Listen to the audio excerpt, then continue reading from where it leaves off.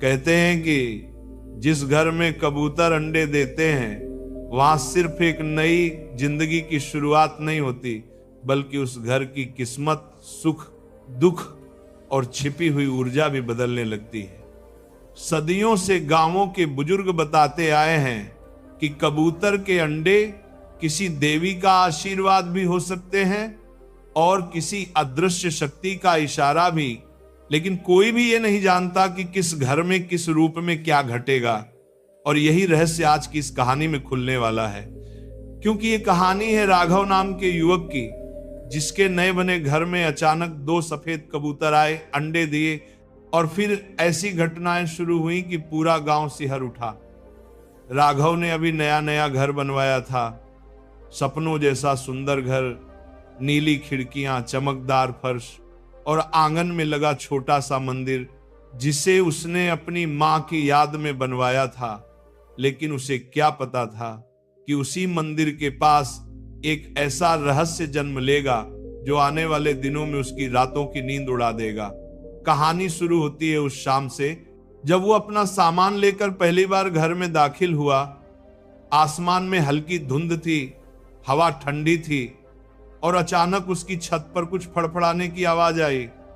उसने ऊपर देखा तो 2 सफेद कबूतर बैठे थे, लेकिन अजीब बात यह थी कि वे उसे देखकर भी उड़ नहीं रहे थे, जैसे वे उसका इंतजार कर रहे हो। राघव ने ध्यान नहीं दिया और घर की साफ सफाई में लग गया। लेकिन रात को जब वो सोने लगा, कमरे में अजीब सी ठंडक फैलने लगी, इतनी कि राघव को लगा जैसे कोई अदृश्य साया खिड़की के पास खड़ा उसे देख रहा है, पर वह थक गया था इसीलिए सो गया। अगली सुबह उसे जो दिखा वह इस कहानी का असली आरंभ था। उसके आंगन में पानी की टंकी के पास वही दोनों कबूतर बैठे थे और उनके नीचे 2 एकदम ताजे, चमकदार, बिल्कुल सफेद अंडे रखे थे।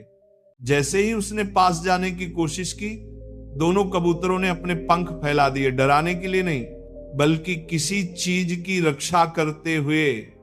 गांव में मान्यता थी कि कबूतर के अंडे जहां भी हों वहां जल्द ही कोई बड़ा परिवर्तन होता है, कभी शुभ, कभी अशुभ और कभी ऐसा परिवर्तन जो मनुष्य को अंदर से बदल दे। कुछ लोग कहते थे कि कबूतर देवी लक्ष्मी का वाहन होते हैं, इसलिए उनके अंडे सौभाग्य का संकेत होते हैं, जबकि कुछ कहते थे कि ये आत्माओं की वापसी का रास्ता है। राघव इन बातों पर ध्यान नहीं देता था, लेकिन उसी शाम से घर में अजीब घटनाएं शुरू हो गईं। दरवाजा कभी हल्के से खुद ब खुद खुल जाता, तो कभी बंद कमरे में से किसी के चलने की आहट आती, रसोई में बर्तन अपने आप खनक जाते और दीवारों पर हल्की परछाइयां दिखाई देती। शुरुआत में वो समझा कि शायद नया घर है, हवा से आवाजें आ रही होंगी, लेकिन दूसरे दिन उसने अंडों के पास मिट्टी में 3 गोल घेरा देखे, ऐसे घेरा जैसे किसी ने गीली उंगली घुमाकर बनाए हों। ये देख राघव डर गया, क्योंकि ये काम किसी जानवर का नहीं लग रहा था।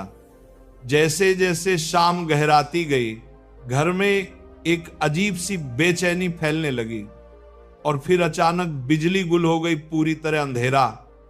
अंधेरे में बैठा राघव जब मोबाइल की टॉर्च ऑन करके बाहर देखने गया, उसने देखा कि अंडों के पास रखे पुराने तांबे के घड़े से अपने आप झंकार होने लगी। 1 2 3, हर झंकार के साथ हवा और भारी होती जा रही थी, जैसे कोई शक्ति घर में दाखिल हो रही हो। अचानक तेज हवा चली और उसने देखा कि कबूतरों की आंखें हल्की लाल चमक रही थी, पर इंसानों की तरह शांत, स्थिर, मानो वे किसी चीज का संकेत दे रहे हों। तभी पीछे से आवाज आई, ये साधारण अंडे नहीं है बेटा।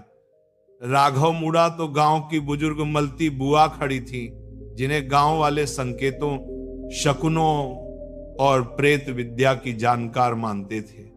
उन्होंने अंडों को देखकर कहा, जब कबूतर किसी घर में अंडे दें तो यह ब्रह्मांड का संदेश होता है कि उस घर में पुरानी ऊर्जा लौट रही है, और वह ऊर्जा शांत भी हो सकती है और उग्र भी।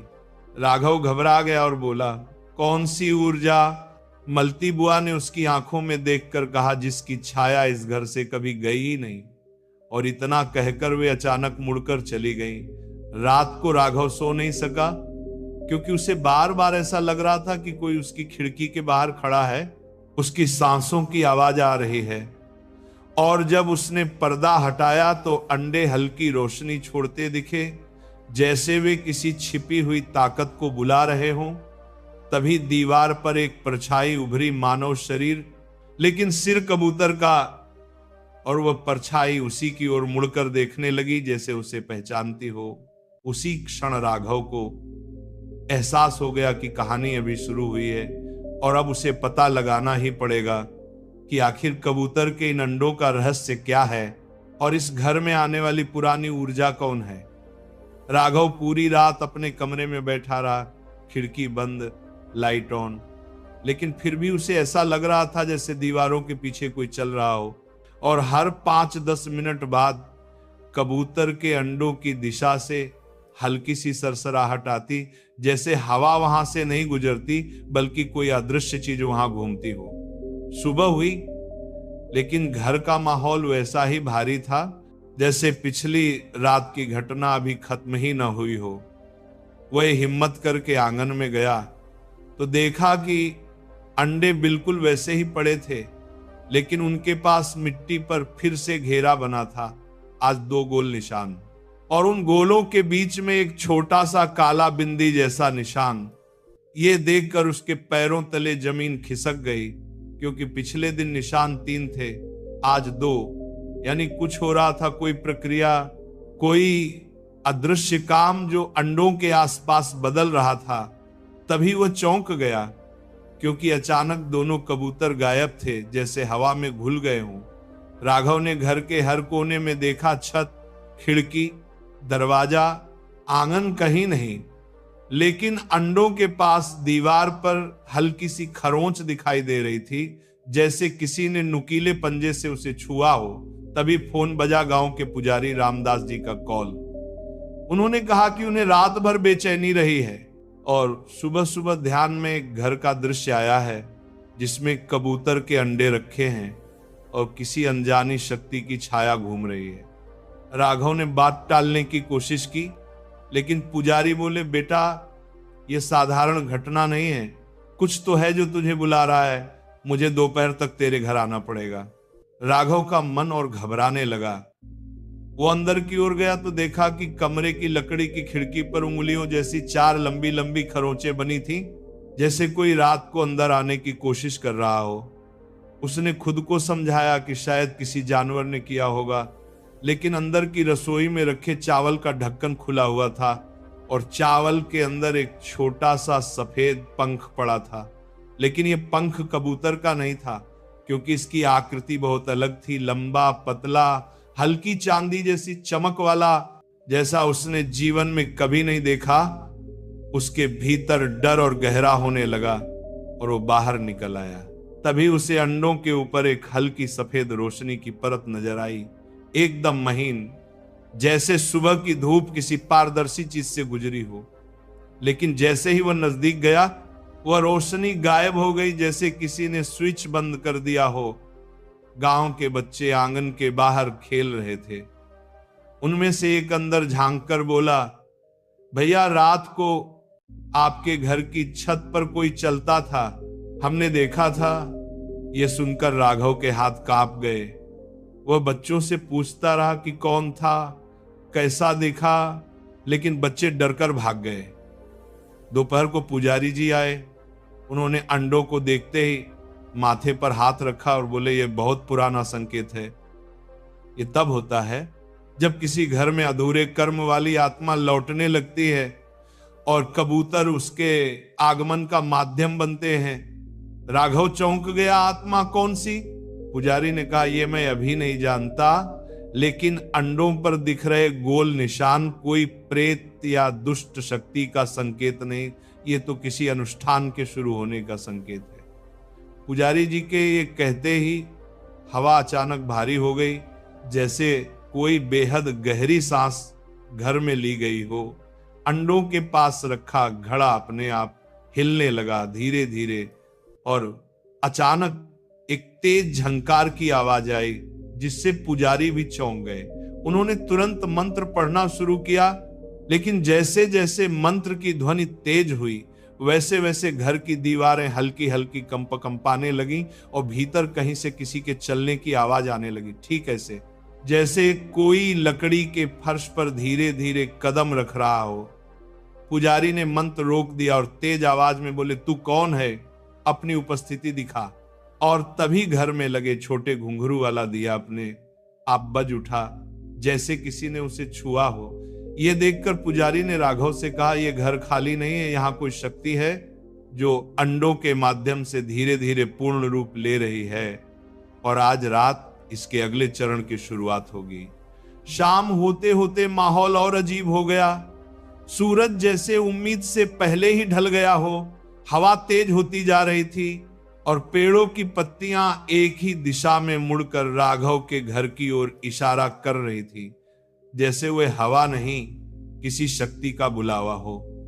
रात के 8 बजे अचानक दोनों कबूतर वापस आ गए, लेकिन इस बार वे शांत नहीं थे। उनके पंख तेजी से कांप रहे थे और वे बार बार अंडों को देखते और फिर आसमान की ओर गुटुरगू करते, जैसे किसी को संकेत भेज रहे हो। तभी कमरे के अंदर से एक भारी, धीमी, बिल्कुल इंसानी सी सांस का आना शुरू हुआ। इतनी भारी कि जैसे कोई बहुत बड़ा, बहुत पुराना जीव भीतर जाग रहा हो। उस आवाज के साथ घर की छत पर किसी के चलने की आवाज जोर से सुनाई देने लगी। 1 2 3 4, जैसे वो चीज अब लुका छिपी नहीं कर रही थी, बल्कि सामने आने के लिए तैयार हो रही थी। और राघव समझ गया कि जो भी आने वाला है वो आज रात अंडों के पास ही प्रकट होगा। रात ठीक 12 बजते ही राघव का पूरा घर एक अजीब सी खामोशी में डूब गया। ऐसी खामोशी जिसमें कदमों की आवाज तक छिप जाती है। बाहर तेज हवा चल रही थी, लेकिन घर के अंदर एक भी हवा का झोंका नहीं आ रहा था, मानो पूरा घर किसी अदृश्य घेरे में बंद हो गया हो। राघव कमरे में बैठा था और पुजारी जी उसके साथ फर्श पर मंत्र की किताब खोले बैठे थे, लेकिन जैसे ही 12 बजे किताब अपने आप बंद हो गई, जैसे किसी ने जोर से ढक्कन मारा हो। पुजारी घबरा गए, ये अच्छा संकेत नहीं है। और अभी वे पूरी बात कहते कि अचानक दीवारों पर परछाइयां चलने लगी। 1 नहीं 2 नहीं, बल्कि कई परछाइयां अलग अलग आकृतियों की, जैसे कोई भीतरी शक्ति अपना आकार खोज रही हो। अंडों के आसपास की मिट्टी तेजी से सूखने लगी। उन पर बने 2 गोल निशान धीरे धीरे फैलने लगे और ठीक बीच में वह काला बिंदु अब धड़कने लगा, धक धक धक धक धक धक, जैसे किसी दिल की धड़कन हो। अचानक दोनों कबूतर एक साथ जोर से पंख फड़फड़ाने लगे और उनकी गुटुरगू की आवाज किसी पुकार की तरह लगने लगी, जैसे वे किसी को बुला रहे हों। तभी ऊपर से बेहद भारी कदमों की आवाज आने लगी, धीमी, गहरी। हर कदम पर छत थोड़ी सी ढंसती। राघव और पुजारी जी ऊपर गए, लेकिन वहां कोई नहीं था।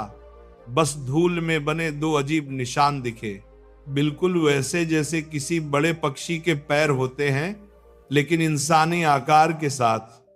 यह देखकर पुजारी के हाथ कांप गए। यह संकेत है कि शक्ति अब पूर्ण रूप ले रही है। यह केवल आत्मा नहीं, यह किसी पुराने वचन की पूर्ति है। जैसे ही वे नीचे लौटे, अंडों के पास पैरों की आहट रुक गई, ठीक ऐसे जैसे कोई अभी अभी वहां से हटकर पीछे खड़ा हो गया हो। कमरे की हवा अचानक ठंडी होकर बर्फ जैसी हो गई और हल्की सी फुसफुसाहट सुनाई देने लगी, पहले धुंधली फिर साफली। मैं आ गया। यह आवाज किसी इंसान की नहीं थी, लेकिन इंसान जैसी ही थी, गहरी, टूटी हुई और कहीं दूर से आती हुई। राघव ठिठक गया। पुजारी ने तुरंत मंत्र शुरू किया, लेकिन जैसे ही उन्होंने पहला मंत्र बोला, दोनों अंडे हल्की हल्की कांपने लगे। इतने जोर से नहीं कि टूट जाएं, लेकिन इतने की लगे कोई अंदर जिंदा चीज हिल रही हो। अचानक अंडों से एक सफेद रोशनी की रेखा बाहर निकली, हवा में घूमकर छत तक गई और फिर वापस अंडों पर लौट आई, मानो किसी शक्ति का प्रवेश हो रहा हो। उसी क्षण कमरे की एक दीवार पर एक आकृति उभरी, पहले धुंधली, फिर थोड़ी साफ, फिर पूरी। इंसान का शरीर, लेकिन गर्दन के पास से चेहरा धुंध में छुपा हुआ और आंखें दो चमकती लाल मोती जो सीधे राघव को घूर रही थी। पुजारी ने जोर से मंत्र पढ़ना शुरू किया, लेकिन जितना जोर से वे मंत्र पढ़ते उतना ही वह आकृति पास आती गई, धीरे धीरे, बिल्कुल बगैर आवाज के, जैसे उसके पांव जमीन को छू ही नहीं रहे हो।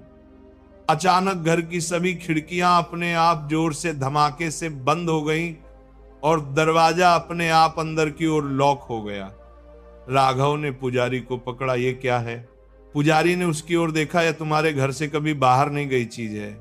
ये वही ऊर्जा है जिसके कारण कबूतरों ने अंडे दिए, अंडे ही इसके आने का रास्ता है। तभी पीछे से दोनों कबूतर जोर से रोने जैसी आवाज करने लगे, गुटुरगु नहीं, रोना, ऐसे जैसे उन्हें दर्द हो रहा हो। राघव अंडों की ओर बढ़ा, लेकिन जैसे ही वो पास पहुंचा, उसकी बाह किसी अदृश्य ताकत ने पकड़ ली, ठंडी, सख्त और इतनी भारी कि राघव ने चीख निकलने से पहले ही महसूस किया कि वो हिल भी नहीं पा रहा। पुजारी ने मंत्र का आखिरी श्लोक पढ़ते ही कमरे में रखा दिया एकदम तेज चमकने लगा, और उसी चमक में राघव ने पहली बार उस आकृति का चेहरा ठीक से देखा। वह इंसान था, लेकिन उसका सिर कबूतर जैसा नहीं, बल्कि ऐसा था जैसे किसी ने इंसान का चेहरा छीनकर उस पर सफेद धुंध का नकाब चिपका दिया हो, और केवल आंखें लाल थीं। वह आकृति अंडों के ऊपर झुक रही थी, धीरे, बहुत धीरे, जैसे उसके अंदर से कोई शक्ति निकलकर अंडों में जा रही हो। तभी छत पर बैठी एक पुरानी लकड़ी की बीम जोर से चटकी और घर में लंबी गूंज उठी, वह लौट आया है। पुजारी ने चिल्लाकर कहा, राघव, यह आत्मा नहीं, ये तुम्हारे परिवार का अधूरा रक्षक है, जिसने कभी किसी वचन की रक्षा करते हुए अपना रूप खो दिया था और अब वह वापस वही रूप पाने आया है। ये सुनकर राघव का दिमाग घूम गया। रक्षक? कौन? मेरा परिवार तो साधारण है। पुजारी बोले, साधारण नहीं, तुम्हारे घर की नींव उसी जगह बनी है जहां सालों पहले एक पुराना अनुष्ठान हुआ था, और उस अनुष्ठान में बलि नहीं, वचन दिया गया था, रक्षक का वचन। आकृति अचानक अंडों से पीछे हटी और सीधी राघव की ओर घूमकर देखने लगी, लाल आंखें और भी चमकदार, जैसे वह राघव को पहचानती हो। राघव ने एक कदम पीछे हटाया, लेकिन आकृति की ठंडी फुसफुसाहट फिर सुनाई दी, वचन अधूरा पूरा करना। उस शब्द के साथ ही अंडों पर तीसरा गोल निशान उभर आया। पहले 3 थे, फिर 2 हुए और अब फिर 3, लेकिन इस बार वह घेरा काले धुएं से बना था। पुजारी ने चौंक कर कहा, अब यह तीसरा चरण शुरू हो गया, और इसका मतलब है कि जो भी होने वाला है वह यहीं आज रात इन्हीं अंडों के पास प्रकट होगा। और इस बार यह केवल संकेत नहीं, यह सीधी टक्कर होगी। सच कहूं तो रात का वो समय आज भी मेहर को कांपने पर मजबूर कर देता है, क्योंकि चौथा संकेत वही था जिसने उसे पहली बार महसूस कराया कि उस घर में मौजूद कबूतर अंडे सिर्फ जिंदा नहीं थे, बल्कि देखने की क्षमता भी रखते थे। कहानी शुरू होती है उस रात से जब आकाश में बादलों की गड़गड़ाहट फैली हुई थी, बिजली लगातार खिड़कियों को रोशन कर रही थी और मौसम ऐसा लग रहा था मानो ये दुनिया किसी अनजानी आपदा को जन्म देने वाली हो। तभी आधी रात को मेहर अचानक जाग उठा। उसे लगा कोई उसके कमरे की दीवारों को खुरच रहा है, जैसे कोई नाखूनों से दरारें बना रहा हो। पहले तो उसने सोचा कि शायद हवा से खिड़की हिल रही होगी, लेकिन आवाज साफ थी, टिक टिक टिक, जैसे कोई दीवार के पीछे से बाहर निकलने की कोशिश कर रहा हो। डर और जिज्ञासा के मिले जुले भाव के साथ वो बिस्तर से उठा, टॉर्च पकड़ी और धीरे धीरे उस पुरानी दालान की तरफ बढ़ा जहां दादी ने कहा था कि रात में उस हिस्से में मत जाना, दीवारें जाग जाती हैं। मेहर ने कभी इन बातों पर विश्वास नहीं किया था, लेकिन आज उसकी सांसें तेज थीं। दालान में पहुंचते ही उसे दाईं तरफ से हल्की सी चमक दिखाई दी। वही पुरानी दर्पण वाली खिड़की जो कई सालों से बंद पड़ी थी, जिस पर मोटी धूल जमी थी और लोग कहते थे कि इस खिड़की में कभी किसी ने अपना असली चेहरा नहीं देखा, क्योंकि ये चेहरा नहीं, आत्मा दिखाती है। मेहर जैसे ही खिड़की के पास पहुंचा, आवाज अचानक बंद हो गई, जैसे किसी ने उसकी मौजूदगी महसूस कर ली हो। उसने टॉर्च की रोशनी उस पुराने शीशे पर डाली और अगले ही पल उसका दिल जैसे गिर पड़ा। खिड़की पर चमकती धूल की सतह पर किसी ने छोटे छोटे गोल घेरों का निशान बनाया था, बिल्कुल वैसे जैसे कोई पक्षी अपने अंडों के चारों ओर सुरक्षा घेरा बनाता हो, लेकिन ये निशान ऊपर नहीं बल्कि अंदर की ओर से उकेरे गए थे। यानी कोई या कुछ खिड़की के भीतर था। मेहर ने डरते हुए शीशे पर हाथ रखा तो कांच बर्फ जैसा ठंडा था, इतना ठंडा कि उसकी उंगलियां सुन्न होने लगीं। और तभी दर्पण के भीतर से हल्की सी हलचल दिखाई दी, जैसे पानी की लहरें हों, और उन लहरों के बीच दो बहुत छोटे अंडे, बिल्कुल वैसे ही जैसे ऊपर छत में पड़े थे, लेकिन इन अंडों की सतह पर हल्की नीली रोशनी फैल रही थी, जैसे उनमें कोई मिनिएचर तारा कैद हो। मेहर को पहले लगा कि ये उसकी आंखों का धोखा है, लेकिन तभी अंडों के पीछे कोई धुंधली सी आकृति उभरी। एक बेहद पुरानी झुकी हुई फटे सफेद कपड़े पहने स्त्री की परछाई, जिसने अपनी गर्दन ऐसे तिरछी की जैसे उसने मेहर को देख लिया हो, और फिर उसके होंठ हिले, लेकिन आवाज नहीं आई। सिर्फ दर्पण की सतह पर धुंध फैल गई और उस धुंध पर उभरे 3 शब्द, अंडे मत तोड़ना। मेहर पीछे हटते हुए लगभग गिर ही पड़ा। उसे समझ नहीं आ रहा था कि उसने जो देखा वो सपना था या सच, लेकिन उसके कदम जमीन पर थमे ही नहीं।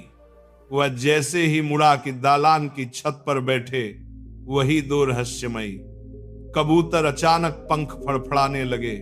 उनकी आंखें लाल नहीं बल्कि अब नीली चमक पैदा कर रही थीं, और उसी रोशनी में मेहर को दिखा कि उनके पंजों पर वही दर्पण वाले घेरों जैसा निशान था जो खिड़की के अंदर दिखाई दिए थे, मानो खिड़की और ये कबूतर किसी एक ही ऊर्जा से जुड़े हों। तभी हवा ठंडी पड़ने लगी, पत्ते सरसराए और एक धीमी फुसफुसाती आवाज दालान में गूंजी, दर्पण बंद करो वरना वो बाहर आ जाएगी। मेहर ने घबराहट में खिड़की की तरफ देखा। अब दर्पण में वो स्त्री साफ दिखाई दे रही थी। धीरे धीरे बाहर की ओर हाथ बढ़ाती हुई उसका हाथ कांच को धकेल रहा था और कांच पर दरारें उभरने लगी थी, जैसे वो किसी भी क्षण बाहर निकलने वाली हो। मेहर को समझ नहीं आया कि उसे भागना चाहिए या दादी को बुलाना चाहिए, लेकिन तभी दोनों कबूतर एक साथ दर्पण की ओर उड़े।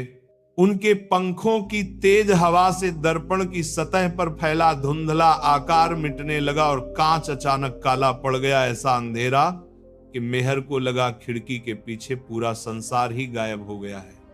फिर उसी अंधेरे में एक नया शब्द उभरा, धीरे धीरे चमकता हुआ, चौथा संकेत।